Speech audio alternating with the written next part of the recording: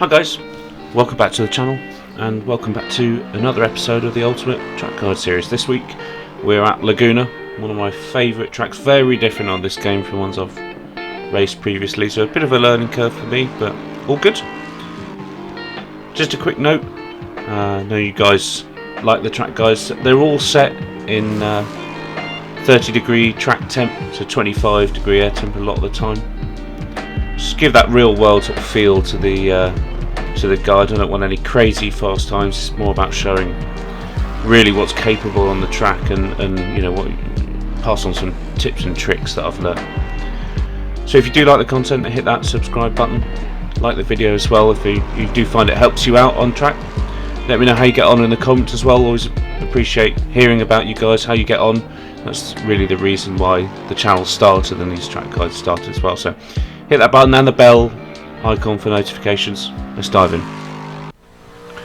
Let's go down the start finish straight then.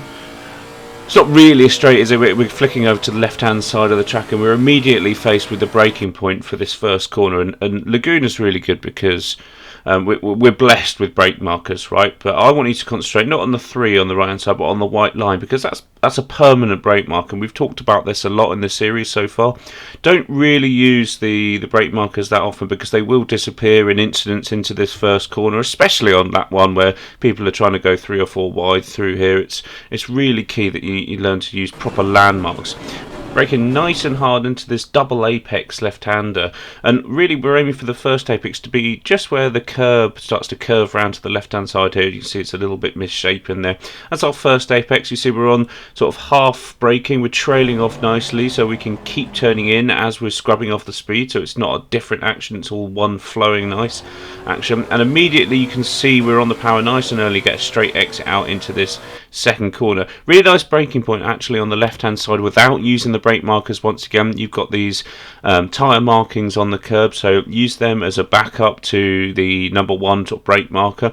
This corner is all about carrying as much speed through the corner as you can possibly take. It's not about concentrating on the exit or anything like that, because the straight afterwards isn't really that big. So we're turning in a little bit earlier than we probably would, and this sort of, if this was a more conventional corner, we're avoiding the sausage curb on the inside, and we're using the throttle to balance the car out. It's a really short braking zone as well, and it's key to scrub off that speed while trail braking nicely. Again, same thing for this right-hander. It's a quick stab on the brakes, and we'll look at that in a second. It's trail off immediately, so you've got the weight of the car on the nose, so you get that bite, you get that turn in instantly. You see here, this is the maximum amount of load that I'm putting through the brake pedal just to get that weight transfer happening. Then quickly off, really nicely off the brake pedal, turn in, again, a little bit earlier than you think. It's easier to adjust the car on the throttle to make it understeer a little bit through this corner than it is to try and cut back in and get a better run, because actually it's quite a shallow apex this one, so we need to, again, carry good speed through the right-hander. There's a short straight afterwards, so we need to make sure we get a clean exit. You see, adjust the car on the throttle there, and we've got a lot of room on the outside. This is about as wide as you want to go though, because if you start going onto the gravel, you'll either hit the wall on the right hand side and spin, or you'll slow massively down. Again, another corner where we're blessed with a number 2 brake marker here. This is your braking point just before, a couple of meters before. We're hard on the brakes and then we're trailing off again. It's a theme through this first sector of Laguna, but usually we split the laps into 3. Today we're into 2 because it's 2 very distinct sides of Laguna, and this fast flowing first section is all about trail braking off nicely. And this is the view I want you to have. I want your left hand front tyre to be on that curb really nicely on the inside. You can take a little bit of wider line on the entry and then cut back up the hill. There's no need to. You don't really want to be going on that curb on the outside as well. Let's have another look at that and sort of deep dive into a couple of the corners a little bit. So coming to this first corner, then we're braking. We're looking for that number 2, and just watch the braking here. Just trail off as we start to turn. We're trailing off the brakes because, you know, the front tyres have only got a certain amount of load which they're able to cope with. So as you turn, as you start coming off the brakes, you can start turning more. Again, with this second corner, quick stab on the brakes and then coming off them nicely to keep that weight on the front, not scrubbing off too much more speed. And again, this is a theme through this first section, right? So again, really short stab and then immediately off the brakes to get that weight on the front, to get the car turned in. Short sprint to the left-hander before you start getting to the technical side of the track. Again, really nice example of how you need to trail brake here. We're sort of even going deep into the corner, we're sort of 10-15% on the brake, and then nice and smooth on the power up the hill. As I said, don't go too far onto that curb on the right hand side. Let's look at it again in full time without any slow motion. So double apex first corner, on the power early. As soon as you know the front end's going to bite, you need to straighten up the car and open up the steering, because it's crucial to get a good run out that first corner. Nice and early turn in, make sure you miss the sausage curb, really smooth on the power through there. There's no need to floor it, you'll oversteer. Again, the same with this one. As soon as you know you're clear and past the sausage curb on the inside, you can floor it.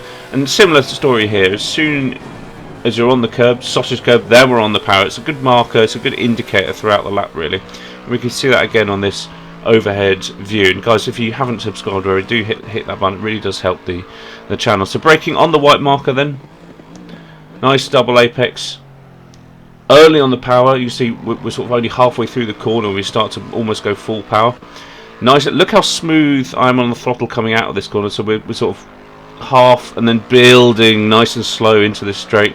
Quick dab of the brakes, immediately off them to get that weight on the nose. As soon as you know you're clear from the curb on the inside, we're full power. Keep it to the right hand side of the track, looking for the number 2 board. You can take a slightly wider entry line into there, but it's not needed. It's one of those corners you can carry a lot of speed through. And now we're into the technical second half. And this corner, this is one which I think people underestimate a lot.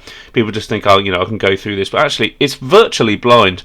We've got a couple of nice braking markers or turn-in markers, just indicators on the right-hand side. You've got that little sort of light grey patch, and we've got the number 1 board. We definitely need to be braking before that. You see I'm already on the brakes here, and we're actually going to use the grey marker on the right-hand side as a turn-in point. So we're already scrubbing off speed, similar to earlier in the lap. We're keeping the weight on the nose of the car.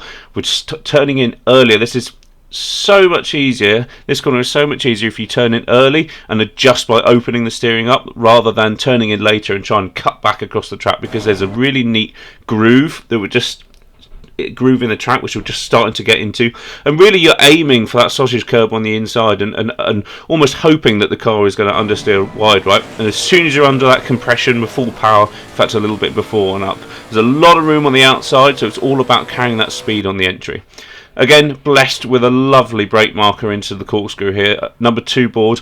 Our aim here is to get as straighter braking as possible. This is so crucial for the corkscrew. It is all in the braking, this corner, and I can't stress this enough. And actually we're going to look at this version of the corkscrew that I'm going to do here, and then I'm going to show you a slightly different one. So here we end up missing the apex because I don't brake in a straight line.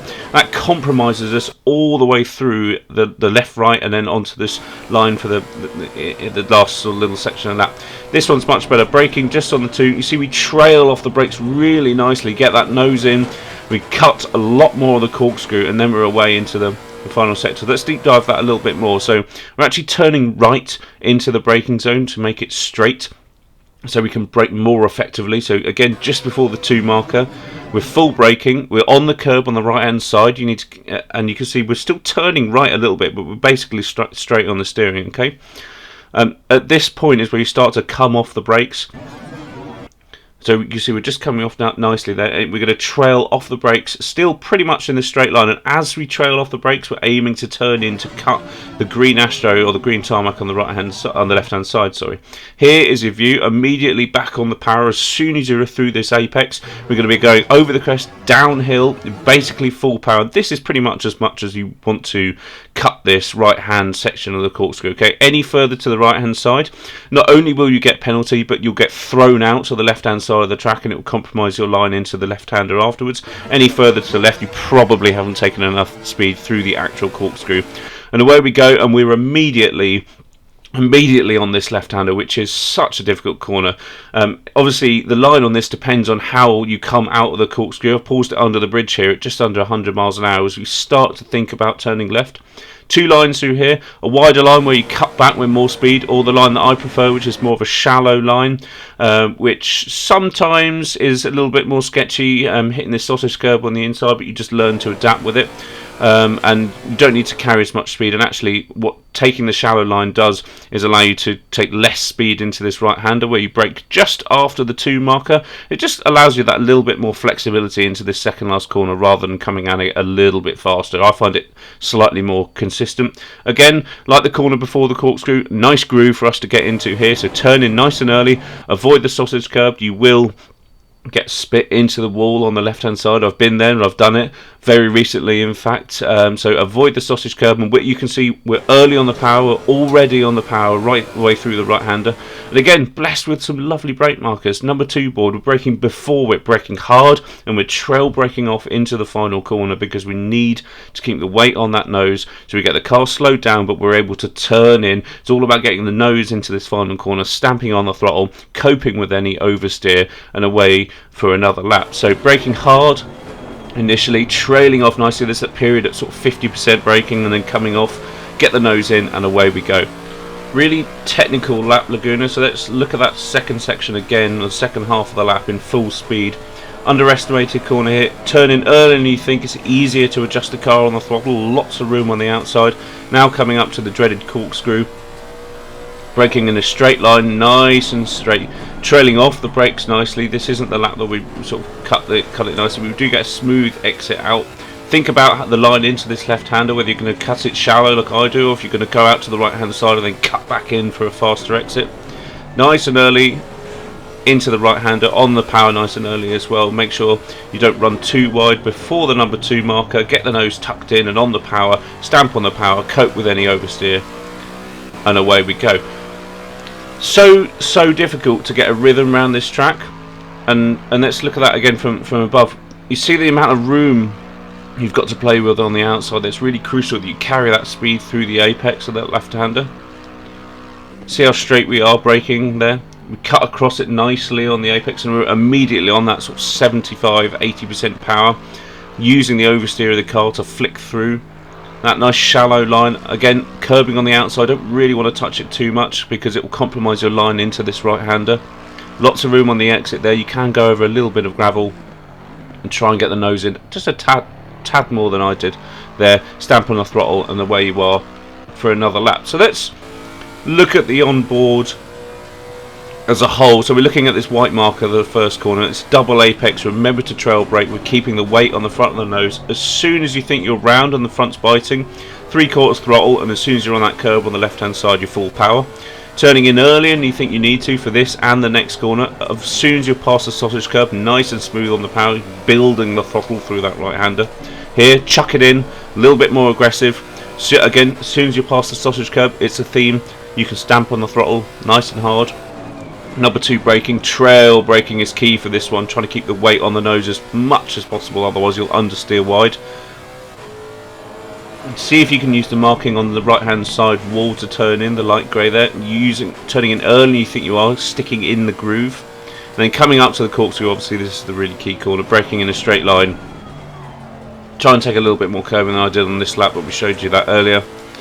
Immediately think about what line you want to take through the left-hander, whether it's shallow like this, get on the throttle nice and early, coming quite fast into the right-hander, so just after the 2 board.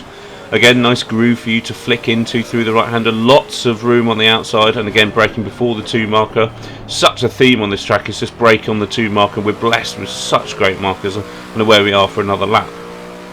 Really difficult to get a rhythm through this circuit, but once you do, once you get into the groove, you start to feel the track a lot more. It becomes much easier, so those that are learning it, do stick with it because it does take a lot of time to get into that sort of groove here.